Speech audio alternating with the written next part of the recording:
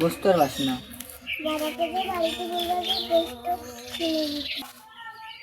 বোন তুই তো অনেক ছোট রে, তাই ধরো আমাকে বলবে। মা মরে যাওয়ার পর বাবা যে আমার দুই ভাই বোন দিয়ে কত কষ্ট করে মানুষ করছে, এটা শুধু আমি জানি। বাইরে চল, আব্বাকে বলবো।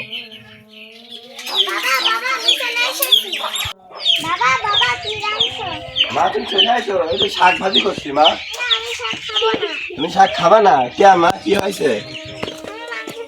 তুমি মাংস খাবা? আরে মাংস খাবা মা? হে মাবুদ, এই মা মরা মেয়েটা আমার কাছে মাংস খাতে যাচ্ছে। মাবুদ, তুমি আমার হতভাগা বাপ কেমন বাপ বানাইছো মাবুদ। আমি আমার মেয়েটার মুখে একটু মাংস দেবো, সেই ক্ষমতাটা আমার নাই। আচ্ছা মা, তুই চিন্তা করিস, তোর বাপ আছে, দেখো তুই থাকবা, তুই স্কুল থেকে আসলি গোসল মোসল কর, আমি দেখছি। আল্লাহ, এখন আমি কোন যাবো? আমার মা মরা মিয়াটা একটু মাংস খাতে চাইলো, আমি অধম বাপ আমার মিয়াটার মুখে একটু মাংস দিতে পারছি না। কি করবো? বাড়িতে বসে থাকলে তো আর কিছুই হবে না। একটু বাজার ঘাটের দিক যাই, দেখি কোনো জায়গায় একটু কাজ কাম পাই না কেন। মা মরা মিয়াটা খাতে চাইছে, যাবো। স্যান্ডেলটাও ছিল, স্যান্ডেলটা সারিনি।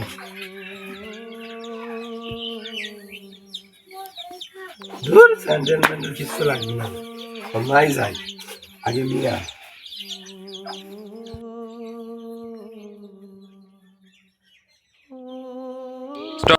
বাড়ি দেখছি, এই বাড়িতে কি একটু কাজ কাম আছে কিনা।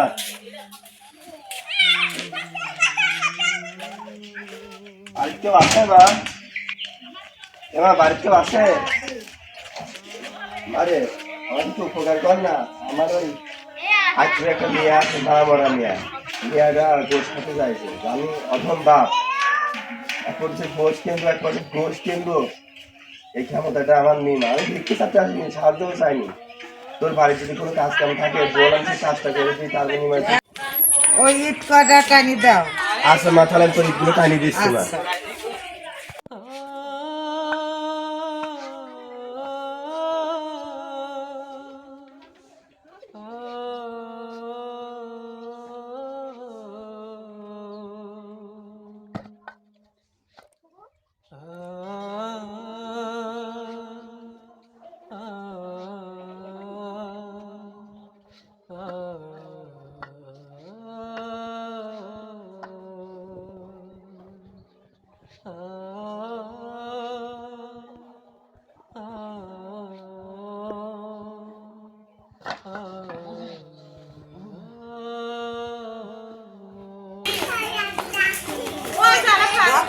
তোমার এত কষ্ট করে আর এই টানা কামনে মুরব্বী মানুষ, তুমি ধরো টাকাটা নিয়ে। আল্লাহ তোর ভালো করুক, তোর মনটা খুব বড়।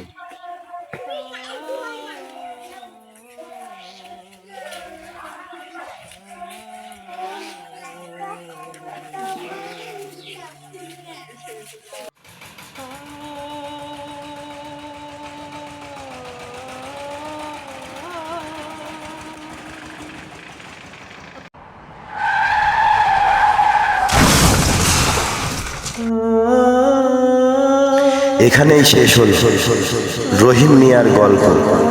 এক অসহায় বাবা, পাশে পড়ে আছে মাংসের টুকলা, ভাঙা চশমা।